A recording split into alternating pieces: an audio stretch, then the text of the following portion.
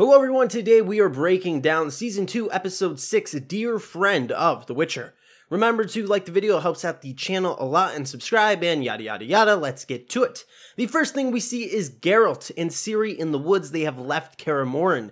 Geralt does not believe he can trust Ciri or Vesemir at this point because they attempted the Trial of the Grasses on Ciri. The Trial of the Grasses is a trial in becoming a Witcher. It is where mutagens are administered. Only 3 out of 10 people survive. Ciri believes Geralt does not care what she wants. All he cares about is his duty to keep her alive. This is far from the truth.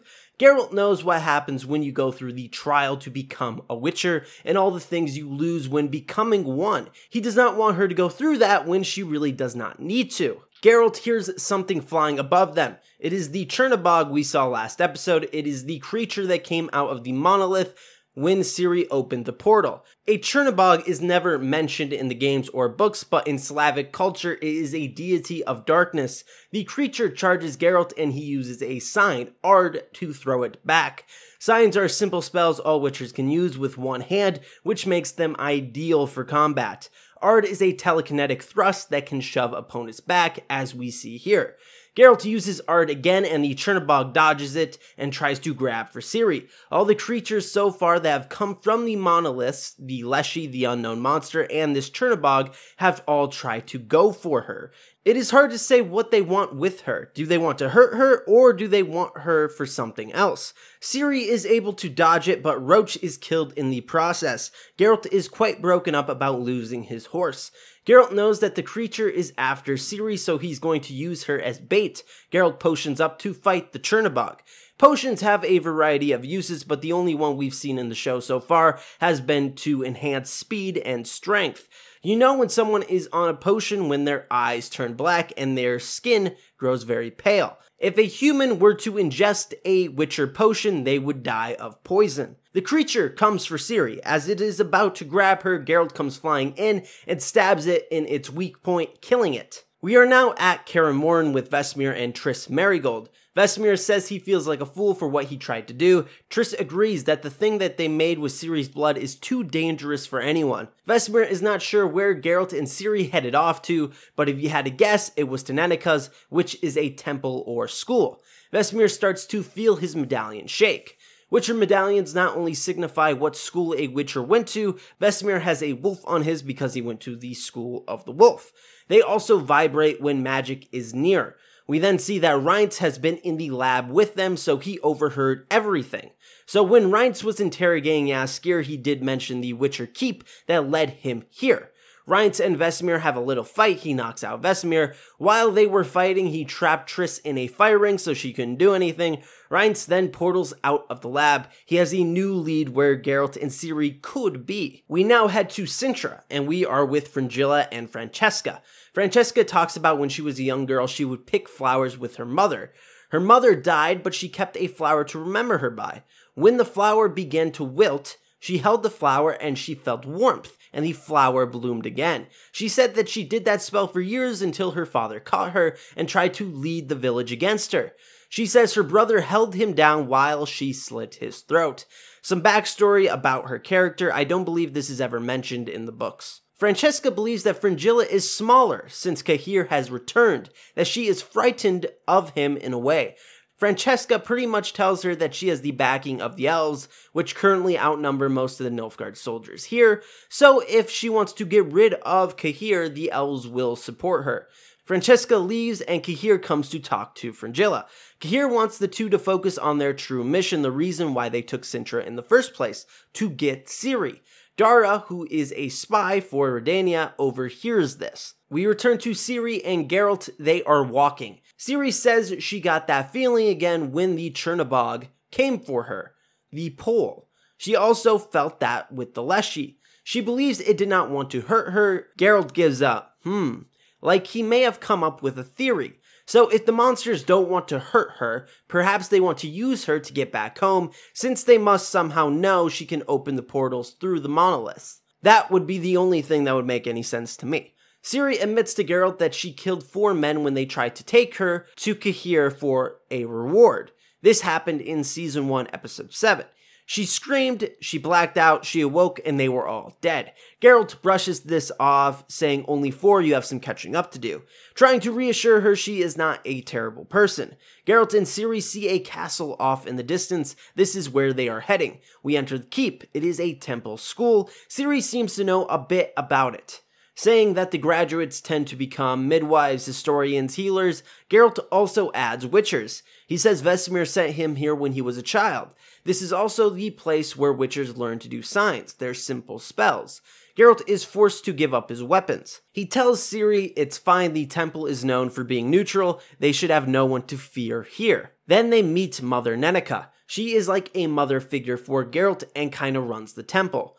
Her and Ciri have a sit down and she says that they can at least help Ciri learn to control her chaos here. Ciri is ready to learn. Nennecha says she is just like Geralt when he was younger. So Nennecha must have taught Geralt, but he's like 103 at this point, so maybe she is also a sorceress and lives super long, or something is off here. Ciri gets taken to the library by Yare, who is very nervous because she's really pretty and, you know, what do you do? Geralt and Nennecha then have a one-on-one conversation. Nennecha believes that Geralt is screwed. People already want her for a status because she is a princess and she has elder blood. Nennecha then brings up the Wild Hunt. Geralt says she believes what most people believe about the Wild Hunt, so clearly Geralt knows that there is more to the Wild Hunt than most people believe, at least the common folk, which is that it is a wraith that gallops across the sky serving as an omen of war. Nennecha must believe that the Wild Hunt will have something to do with Ciri at some point. She says that Ciri is a child of destiny, that Geralt is a part of Ciri and her of him, but it is not enough. The only way Geralt can help Ciri, Nennecha says, is to find the balance. Find out what the girl is missing, and that is your best way of helping her. We return to Cintra, where Filavandrel and Francesca are talking. Filavandrel does not believe that the elves will get Cintra back like Fringilla promised them, ever since Kaer has returned. Francesca says she is taking care of it. Filavandrel then pretty much says, hey, you're a better leader than I was. I will do whatever you ask of me. You got us and our people this far. Francesca tells him that she needs him by her side. We then find out that the elven babe is a girl and that Filavandrel is the father. We return to Caramorn, and Triss is in the main hall when Cohen and Lambert come to talk to her. They are trying to figure out why a mage would want to come after Vesemir. Triss says that the mage that came there was not part of the Brotherhood since he was using fire magic. As you may remember, fire magic is banned by the Brotherhood of Sorcerers. Triss does not believe he was after Vesemir. She then tries to remember what happened to the Witcher mutagen she made with Ciri's blood. We now find ourselves with Reince, and he has the mutagens that were made with Ciri's blood. He is with Lydia, who is the one who hired him to find Ciri. Reince wants to meet her employer. He wants to help him in whatever he is planning. Lydia says she will see what she can do, and then says that Reince will need a crew to get out of that temple. So they know where Ciri is, and they are going to put a squad together to try to kidnap her. We now find ourselves with Istred, and he's going to meet Coderinger and Fen. They run a detective agency. They are very good at their jobs and know a lot of secrets. Istred is here to find out what a Witcher, a monolith, and a mysterious girl have to do with Nilfgaard. Remember, Geralt never told him how he knew about the monoliths. The only reason why Istred knows about a girl is because he heard her voice last episode. Fen names the girl right away after Istred pays, of course, Cirilla of Cintra. How they know this? Well, this is their job to know. We return to Ciri and Yare. He brings her to a ball. It's known as an abarculum, which is just a crystal ball. It has something to do with teaching mages. We see that Yennefer is also at the temple watching Ciri. Remember last episode, the Deathless Mother said to bring Ciri to the monolith outside of Cintra to get your powers back. So that is Yennefer's plan. Yennefer loses Ciri, then walks into a room looking for her. She then stumbles upon Geralt. Geralt doesn't even have to turn around to know it's her because he can smell the lilac and gooseberries coming off her. That is her perfume, her signature scent she uses. This is their first meeting since the dragon hunt last season. Both are very happy about this meeting. They even start making out. Ooh. So when Geralt made his wish last season, it was about making their fates intertwined, which saved Yennefer from the Jinn's wrath, cause the Jinn can't attack the Wisher, which would have been Geralt. So with their fates being together, they come across each other a lot in the world where you would never guess to find the other. This is more evident in the books. Ciri barges in on them. Geralt introduces Yennefer as his dear friend, which only slightly annoys Yennefer. This is from the books in a way. In the books, it is a letter, and Yen is pissed that Geralt called her dear friend. Like, her letter in return to that is just full of angst towards Geralt. This is the first time Yennefer realizes that Ciri is Geralt's child surprise, which complicates things a bit. She doesn't want to hurt Geralt, but she does want her powers back. The three are now eating and talking. Yennefer mentions how she used to own a stuffed unicorn and how it broke under mysterious circumstances. I don't remember if she owned one in the books, but she did in the game, and Geralt and her used to bang on it, so yeah, probably how it broke. Geralt says he saw another of Yennefer's dear friends, Istred, who told him what happened with the Brotherhood, how she saved Kaer instead of executing him. Geralt believes that is why Yennefer is here, hiding from the Brotherhood. Yen rolls with it, hiding her true intention. We now find ourselves with Francesca. She's giving birth to her elven baby with Fringilla, Filavandrel by her side. The babe comes out, but it is not breathing. Fringilla is able to get the babe to start breathing, and it survives. So it seems that the deathless mother was right, that she needed to be around humans for her baby to survive. We return to Ciri wandering the temple, and she meets Mother Nenica. Ciri is still trying to figure out her story. This is something that clearly is bothering her. It keeps her up at night. She is also wondering why her grandmother hated elves, but in turn had elven blood. There could be a variety of reasons. Lots of humans hate elves, so you don't want your main populace to be against you. The elves also rebelled against her, so you can't look weak. You have to have a harsh punishment for them. Nenica believes that Ciri can put a stop to the never-ending cycle of hate with the power she possesses, her elder blood. How? I am not sure. We return to Francesca and Filavandrel with their newborn babe. The elves are celebrating because this is the first pure-blood elf born in centuries. We then see Fringilla and Kaer as they watch the celebrations. Kaer suggests the idea that the elves may decide to break the deal with Fringilla and Nilfgaard and try repopulating on their own because of the hope this child brings. Kaer also says that the White Flame, the Emperor, is coming to Cintra within the week. Fringilla hears the deathless mother in her head now. First they will take your power, then your freedom. So the Emperor is coming here. She will not be in charge anymore. She really isn't now anyways, with Kaer being here. She needs to think of a way to impress the Emperor so she can keep her power and her status. We return to Yennefer and Geralt at the temple. They are catching up. She wonders what made Geralt change his mind about claiming Ciri. He said many things changed his mind, including her. This kind of shows the growth of Geralt as it relates to this.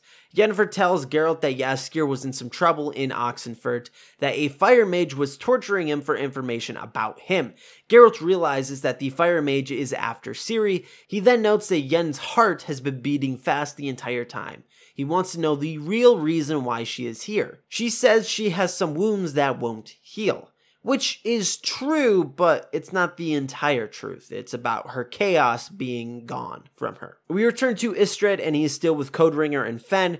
They are trying to figure out why Emperor Emhyr wants Ciri. Coderinger thinks it could be that he wants her for her legitimate claim to the Cintra throne. Fen thinks that is nonsense since he already took the Cintra throne by force. She believes it has more to do with her power to use monoliths in some way. Istred says he may have found something in the books, that a gene keeps popping up in the Cintran genealogy records and mostly women have it. He has never heard of it before. Fen figures out what it means. It is the Loradoran gene, so the elder blood. Most people know of Loradoran on the continent, and to find a descendant who has elder blood is quite the discovery because everyone knows how powerful it is. We then return to Dara, and he is telling the owl what he has overheard spying from Redania.